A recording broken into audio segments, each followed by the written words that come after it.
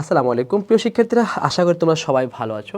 তোমরা রিকোয়েস্ট করেছো যে ভাইয়া আপনি পুরা গল্পটা লাইন বাই লাইন না পড়িয়ে আপনি মূল ভাবটা আলোচনা করেন এবং পাশাপাশি আপনি ভিতরের তথ্যগুলো আমাদেরকে একটু বলেন। সেই হিসাবে আমি তোমাদেরকে একটু আজকে কয়েকটা 2-3টা যে কটা আছে আমরা এইভাবে পড়াবো। হ্যাঁ, আমাদের 52 দিনগুলো লিখেছেন শেখ মুজিবুর রহমান, আর আমি শরীফ ওবায়দুল্লাহ তোমাদেরকে সেটা আলোচনা করব।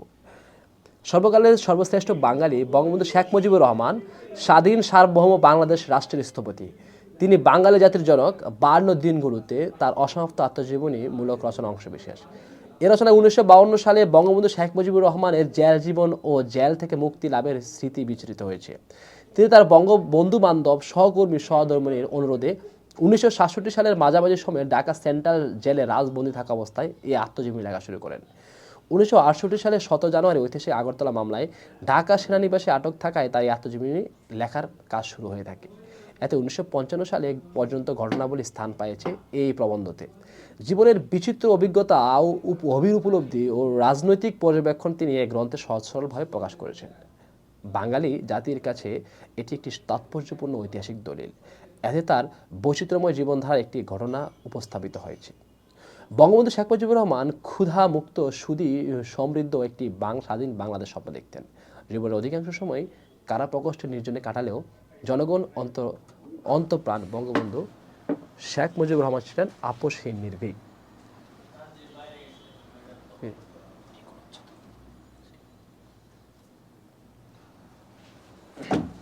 সর্বদলীয় কেন্দ্রীয় রাষ্ট্রভাষা সংগ্রাম পরিষদ মাতৃভাষা বাংলাকে রাষ্ট্রভাষার দাবিতে ভাষা আন্দোলনের ডাক দেয়। তার স্মৃতিচারণে বিশেষভাবে বর্ণিত হয়েছে ঢাকার 21শে ফেব্রুয়ারিতে ছাত্র জনতার মিছিলের পুলিশের গুলিতে খবর।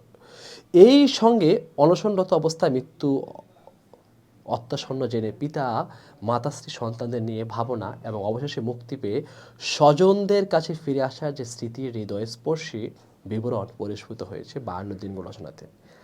এত তিনি তখনকার বিস্ফোরণ যে মূলক যে রাজনৈতিকগুলো আছে সে প্রেক্ষাপটে বাঙালির সামনে তুলে ধরেছেন। এটি তাই বাঙালির কাছে এক ঐতিহাসিক দলিল ও প্রেরণার উৎস। আমরা আজকে ঠিক এই এতক্ষণ যে কথাগুলো বলছি, এই কথাগুলোই আমরা এখন 52 দিনগুলোর এই যে তথ্যটা বা 52 দিনগুলো বঙ্গবন্ধু শেখ মুজিবুর রহমানের যে জীবনী নির্ভর এবং জেলে থাকার সময় তার যে কষ্ট এবং তার যে স্মৃতিকাতর, আমি এতক্ষণ ধরে এই কথাগুলো বলেছি। এগুলো আমাদের উৎসটা আসলে এই সব কিছুর জন্য আমাদের দেশের জন্য তিনি তার যে আত্মত্যাগ করেছেন জেল জীবনে থেকে কারাজীবন, এই কথাগুলো তার 52 দিনের মধ্যে সে উল্লেখ করেছেন। আমি একটু আগে বলেছি যে জাতির জনক বঙ্গবন্ধু শেখ মুজিবুর রহমানের তার 52 দিনগুলো তার অসমাপ্ত আত্মজীবনী 2012 সালে সেটা নেওয়া হয়েছে।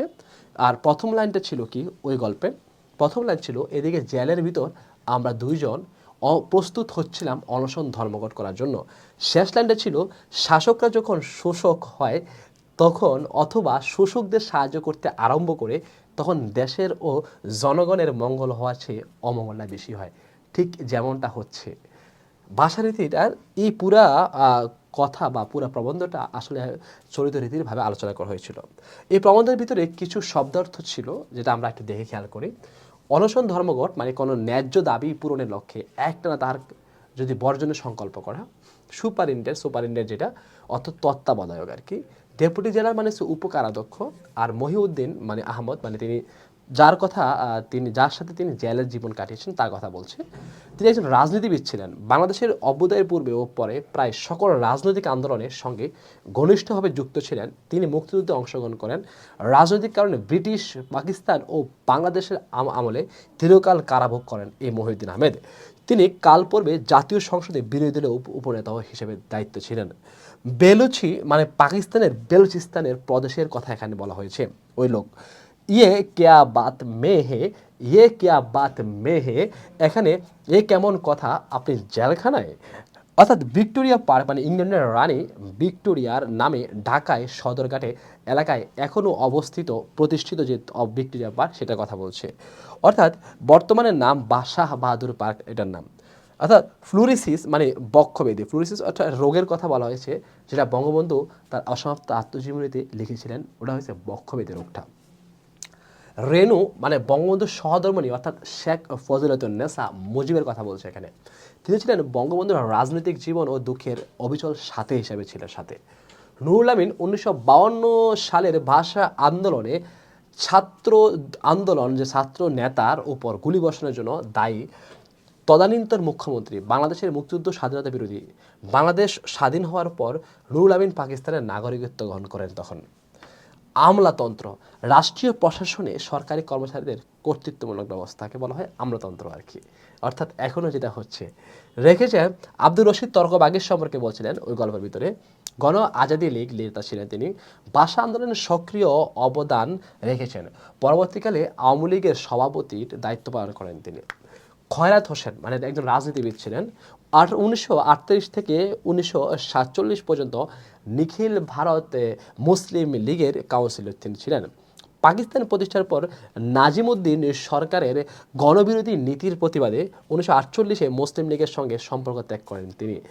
আওয়ামী লীগের অন্যতম প্রতিষ্ঠাতা সদস্য হিসাবে তিনি দায়িত্ব ছিলেন খয়রাত হোসেন। খান সাহেব ওসমান আলী, নারায়ণগঞ্জের আওয়ামী লীগের তৎকালীন বিশিষ্ট নেতা ছিলেন খান সাহেব ওসমান আলী, ওসমান পরিবার। তিনি আইনসভার সদস্য এম.এ. ওসমানী হিসাবে তাকে বলা হতো। ছোট ভাই বঙ্গবন্ধুর কনিষ্ঠ ভ্রাতা শেখ নাসের, শেখ আবু নাসের। কামাল বঙ্গবন্ধুর জ্যেষ্ঠ পুত্র শেখ কামাল হিসাবে। প্রকোষ্ঠ মানে ঘর বা কুঠুরির কথা বলছে। হাসিনা হাসু মানে যা বঙ্গবন্ধুর শ্রেষ্ঠ সন্তান শেখ হাসিনার কথা বলছে, এখন বর্তমান বাংলাদেশের প্রধানমন্ত্রী। রেডিওগ্রাফ মানে তখনকার সময় বেতার বার্তাকে রেডিওগ্রাম বলা হতো।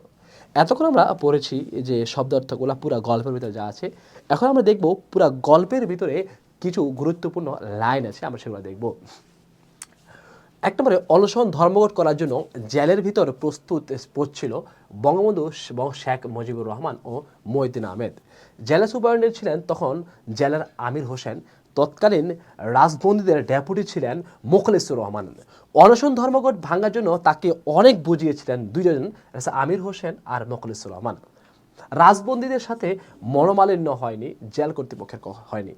অনশন ধর্মঘটের ব্যাপারে কথা আছে, এ কথা বলে শেখ মুজিবুর রহমানকে জেল গেটে নিয়ে যাওয়া হয়, অর্থাৎ 1952 সালের সেটা 15 ফেব্রুয়ারিতে। আর জেল গেটে পৌঁছানোর পর শেখ মুজিব দেখলেন একই কথা বলে নিয়ে আসা হয়েছে মহিউদ্দিন আহমেদকেও সেম, অর্থাৎ তারা যে দুইবার দুইজনকে আলাদা হয়ে নিয়ে আসছে, কিন্তু কেউ জানে না এটা। জেল গেটে আসার কয়েক মিনিট পর বঙ্গবন্ধুর মালপত্র কাপড় চোপড় বিছানা নিয়ে হাজির হলো কে? জমাদার। অর্থাৎ আপনাদের জন্য জেলে পাঠানোর হুকুম, আপনাদের অন্য জেলে, আপনারা যে জেলে এখন আছেন এই জেলে না, আপনাদেরকে অন্য জেলে পাঠানোর জন্য হুকুম এসেছে, উক্তিটি করছেন জেল কর্তৃপক্ষ।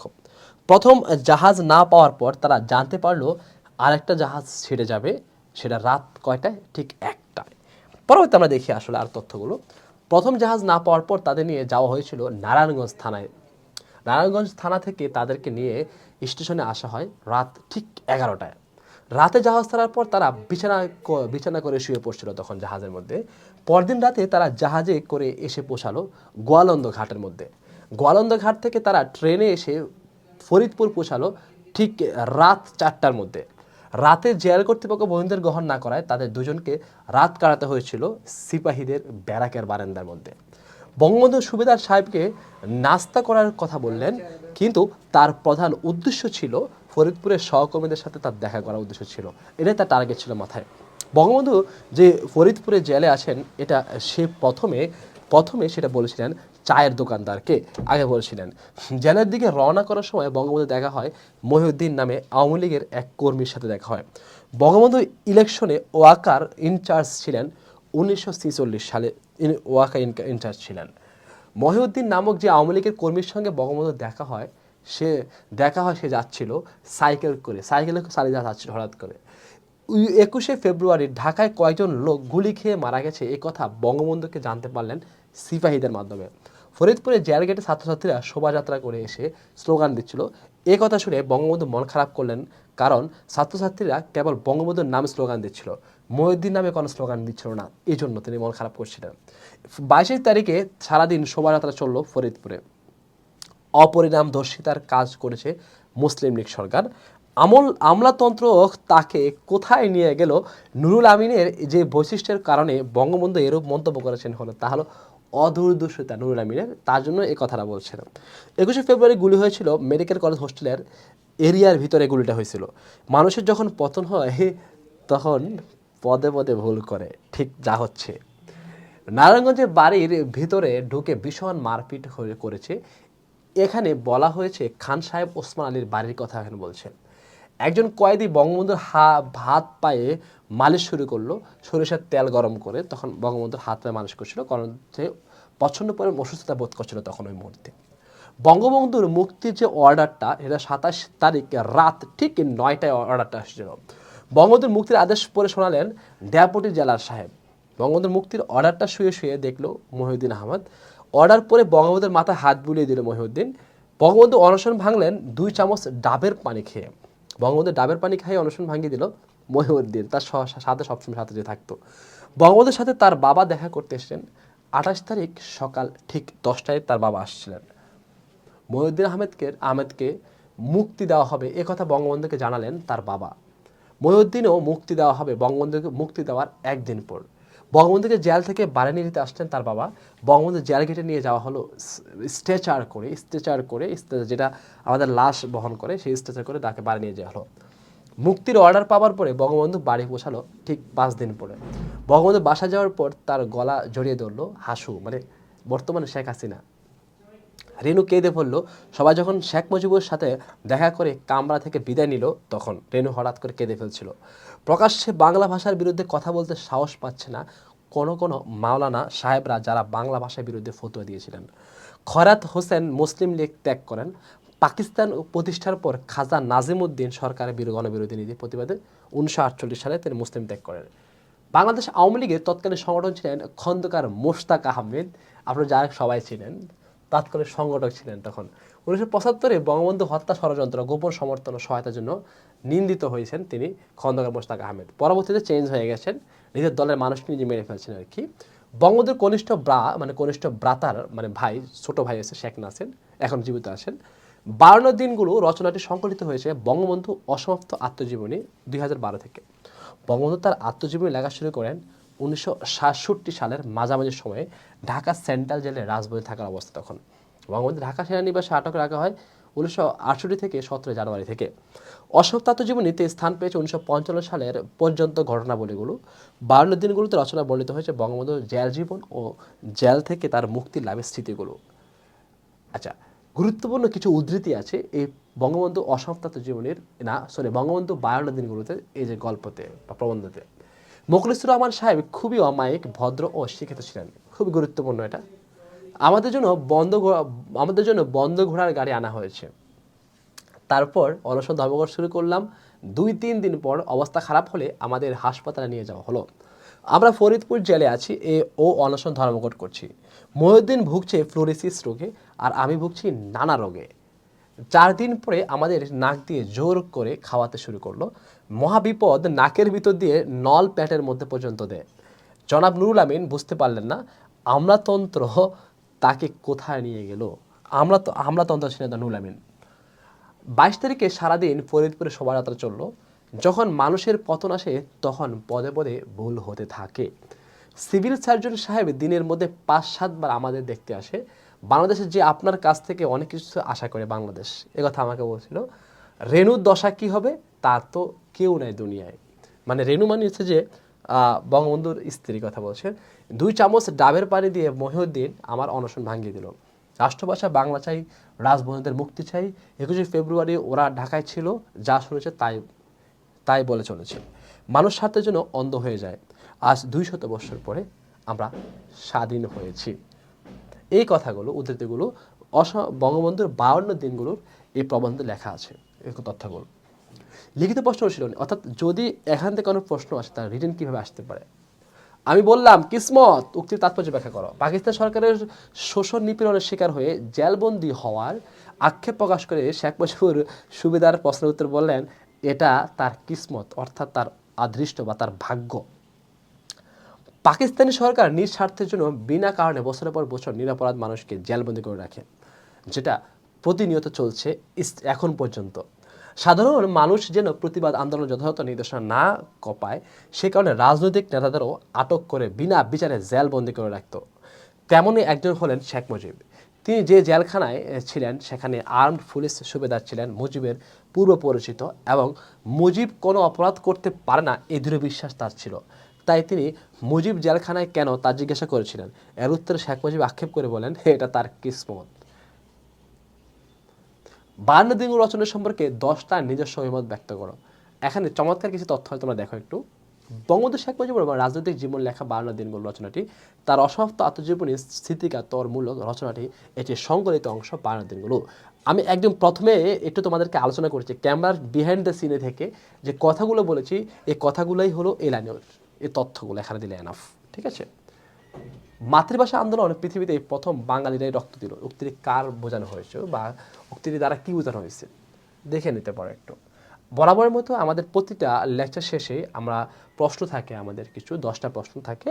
10টা প্রশ্ন তোমাদের SW মানে হোমওয়ার্ক, ঝটপট এগুলো বাসায় করে নিও। এই হোমওয়ার্কগুলো তোমার বাসায় করে নিও। অবশ্য এটাতে মাত্র 3টা দেওয়া আছে, অবশ্য কমে দেওয়া আছে, দেখে নিও একটু। ঠিক আছে, তারপর আমরা এগুলো আলোচনা করবো একটু। এছাড়া কোনো প্রশ্ন থাকলে অবশ্যই বলবা। আর হ্যাঁ, অবশ্যই আগে মেন বইটা পড়বা, মেন বইতে যে গল্পটা আছে ওটা পুরোটা শেষ করবা, তারপরে এই ক্লাসটা দেখবা। তখন তোমার কাছে পুরোটা ক্লাসটা একদম পুরো সামারি হয়ে যাবে। ঠিক আছে, আশা করি। আর এই ক্লাসের তথ্যগুলো আমি লিখেছি বা আমরা তথ্যগুলো দিয়েছি, আমি এই সবগুলো তথ্য অনেক বেশি ইম্পর্টেন্ট, কোনো তথ্যই তোমাকে বাদ দেওয়া যাবে না। সুতরাং কোনো কথা নাই, বরাবরের মধ্যে কী করবা, বই, শিট, PDF, স্লাইড শুধু কী করবা, পড়ো খালি। আসসালামু আলাইকুম।